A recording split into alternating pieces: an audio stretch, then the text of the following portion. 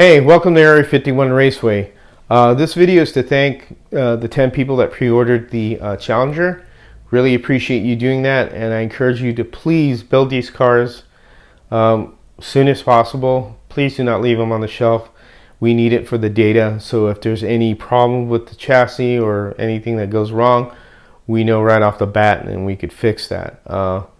The cars that we plan on doing are going to be something really exciting. This is the first car we did, which is the Challenger TA, and this is based on the Trans Am series, which is the Road America races that they do around the United States, and I think they do one in Canada, and basically they are the Trans Am 2 class. The Trans Am 2 class is 366 cubic inches, I think it is. I don't remember the horsepower. I think it's 850 or maybe lower. But it's basically these three cars or three brands that are part of the race. They have other classes that involve, like a Porsche, a Maserati, a Cadillac, and Corvettes from the C6 to the C7 I've seen, which all cars that maybe future ideas to do. And then there's also the ones from the previous years of this Trans Am series, because it's been around in a while. And I'm not talking about classic Trans Am, of course. I'm talking about modern Trans Am. This is one of the things that attracted me to it, and Dave and Harry. We really thought this would be something that would be very exciting to present, because let's face it, here in the United States, stock car hobby is not as popular as it used to be when I was growing up. It's mainly all European driven. The Europeans love stock car racing. That's why there are so many manufacturers. And that's why they build cars for their genre and their culture, as you call it. Because we're of a different culture here in the United States. We, hot rod, loud exhaust, we're a little bit different. But you know what? We need to cater to us as well. And that's why we got this going, because my feeling was that it's important to get the American Iron side of it on this side of the of the country, of the world, as I should say, because they really don't build too many of this stuff in Europe. I don't think they'd ever want to build a Trans Am car. I think their idea of Trans Am, or Can-Am mainly, is what they generally go for and what they prefer, and Porsches, and I understand that. That's just a culture thing, and I always use that word culture. The culture in the United States is a lot different than the culture in Europe. So by doing this, I think we could reach out to people who just want to own a cool Trans Am car and run it on their track.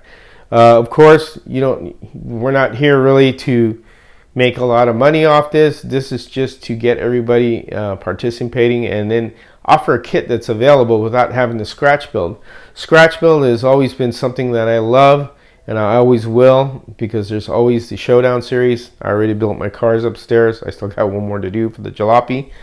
But what's nice about this is the idea came from Dave and Harry, and they had mentioned that, since people are so really not very, in tune to really handling a soldering iron, and then the process to doing it. Because I've done so many videos on brass chassis building, and the views that I get on it are people that are interested, are really committed to it, but it's not really a large audience.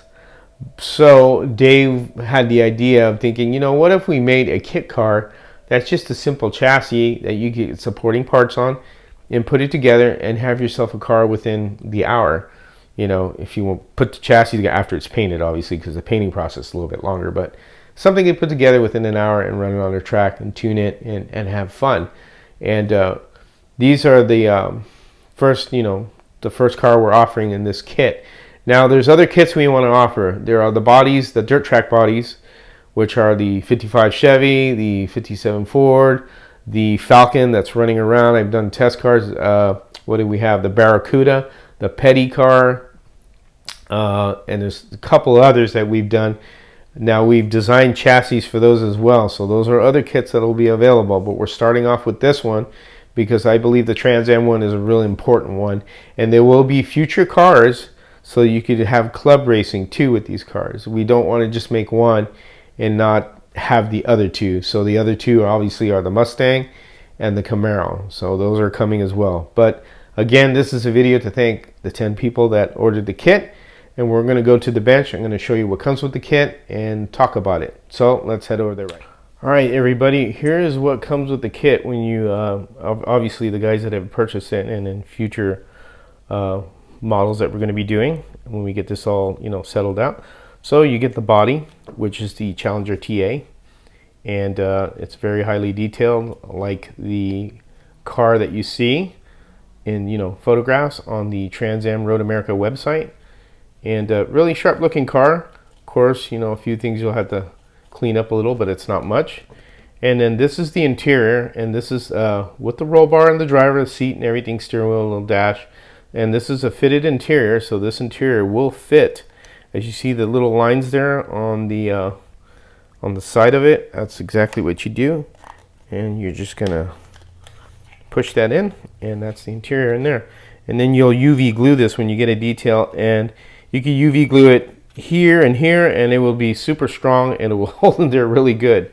Now, as far as the glass goes, Dave has some glass coming. He has made something to have fitted glass, so you will get front windshield glass. The rest of the glass you'll have to deal with and do, because that will be easier than dealing with the front windshield. The back one is just going to be a flat piece.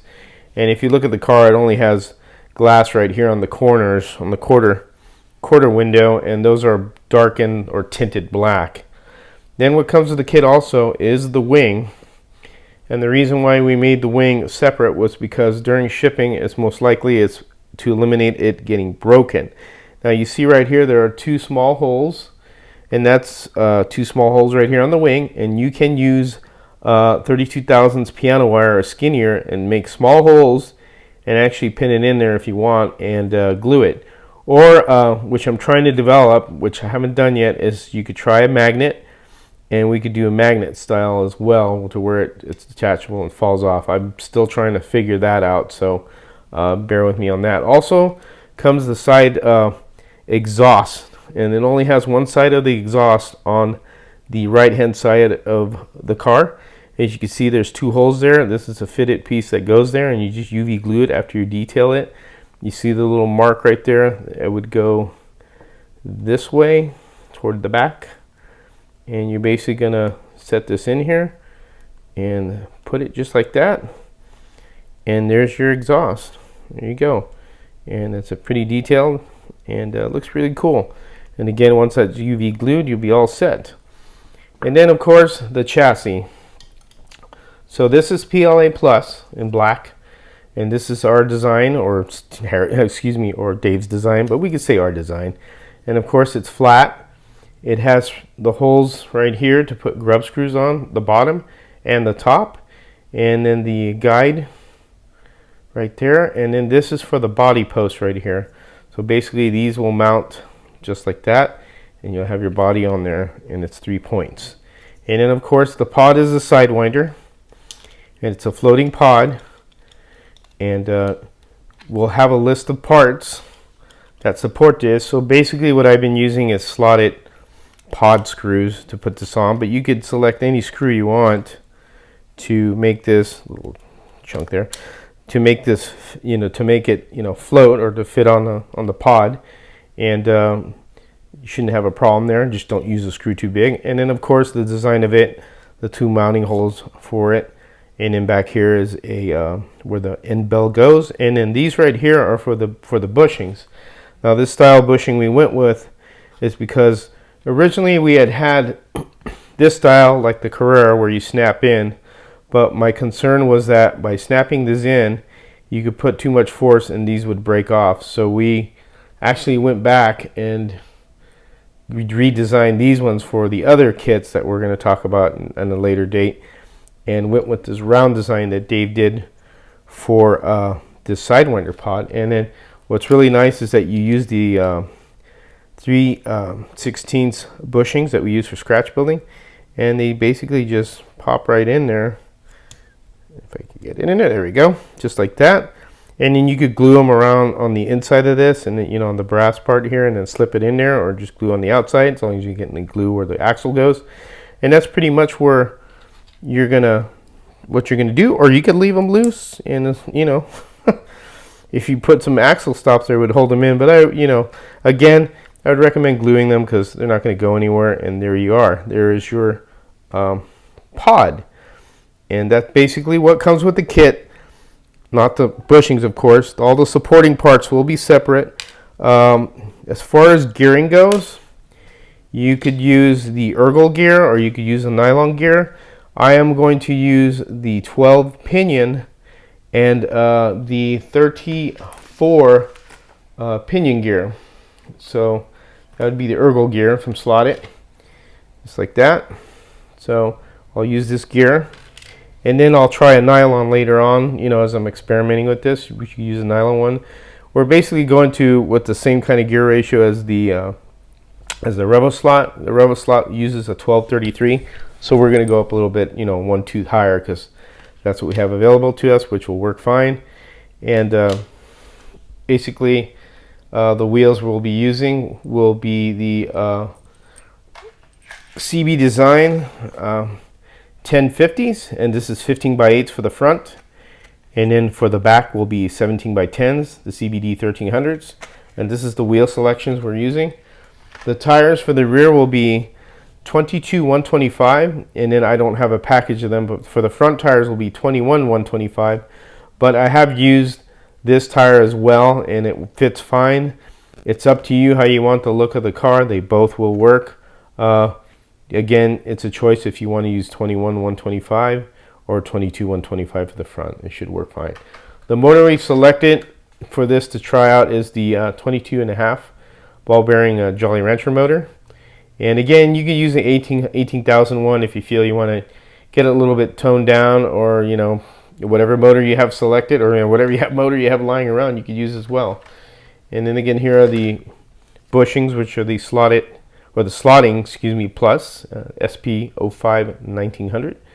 This is 3/32 hole, and these will work fine. And again, we talked about the gears, and we're using the Sidewinder pinion gear, which is a 6.5, and that's real important. You got to get the 6.5. It's a PS12, and then we have the light ergo spur gear, which is a 34 tooth, the blue one, and this is GS1934.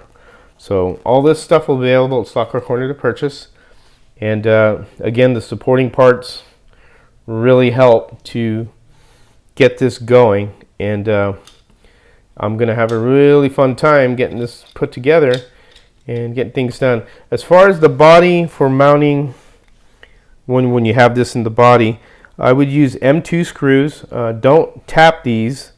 Use the screws that you get. It will tap them on their own because it is resin, and you don't want to make them too big to where they're going to be too loose, and you know, when they're threaded in and they move around, they pop out.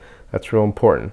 As far as the grub screws from the front axle, we're going to use the M25010. So that's the from Slot Car Corner. That's the M2 by 5 millimeter. Now we want them tall because we made these tall, so that way we could, you know, drop this down more.